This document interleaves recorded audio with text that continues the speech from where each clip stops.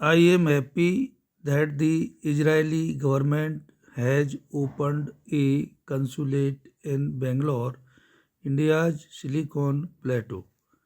As visitor of 114 institutions of higher learning in India, I have personally placed a great deal of emphasis on developing educational linkages between Indian institutions and universities abroad.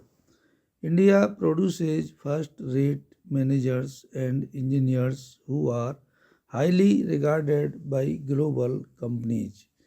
The current CEOs of both Microsoft and Google are graduates of Indian engineering colleges. In the coming decade, the emphasis in our educational institutions will be strengthen innovation and research.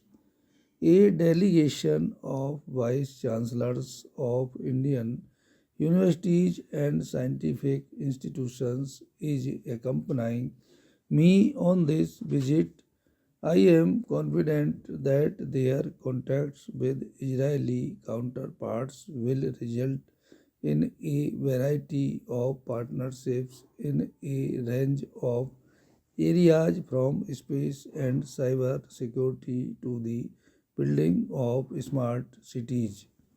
Ladies and gentlemen, India is delighted that Israeli citizens, particularly the younger generation, enjoy traveling to India. They rightly see India as a safe and welcoming destination where they always feel at home.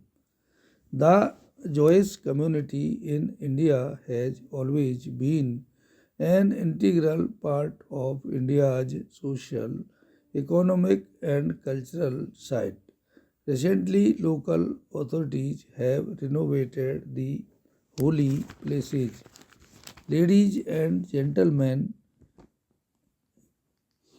I feel deeply honored to be the first Indian president to make a state visit to Israel. Since I arrived here yesterday, I have been touched by the warmth of the reception and the gracious hospitality that has been accorded to me and to my delegation.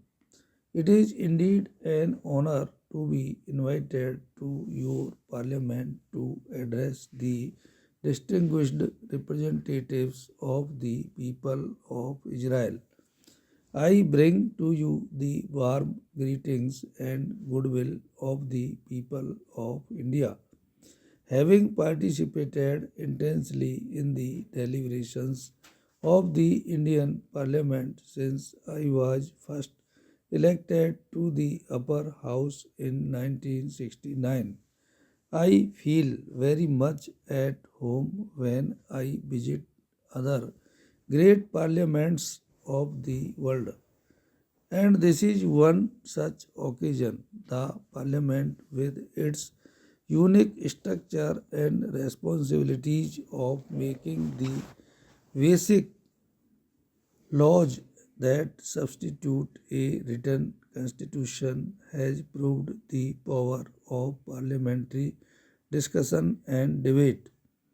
Having been a parliamentarian and public servant for over 50 years, I am today more convinced than ever that a thorough deliberation with due consideration of all shades of opinion is the key to good policy making. I am accompanied today by the Honorable Union Minister of Social Justice and Empowerment and a delegation of members of the lower house of the Indian Parliament. They represent different political parties and constituencies across the length and breadth of India. In fact, the Indian Parliament is a drop of the Indian subcontinent, and it symbolizes in every sense the unity, strength, and diversity of the Indian people. As you are doubtless aware, the general elections which took place in India last year was the largest democratic exercise of the right to vote in living history. The turnout was unprecedented and the outcome historic. For the first time in 30 years. The Indian electorate had voted for a majority government.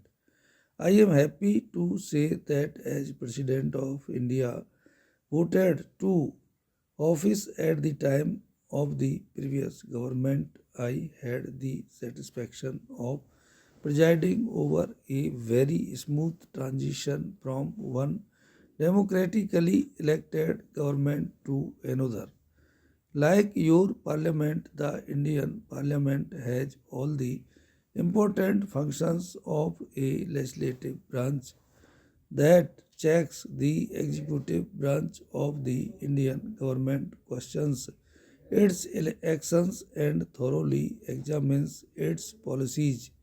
It makes laws and has wide financial powers. No tax can be levied without its approval by the appropriate authority.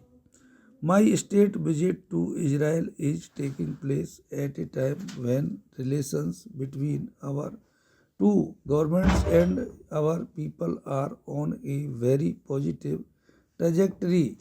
India and Israel, as fellow democracies, share many commonalities. The linkages between our peoples date back to ancient times.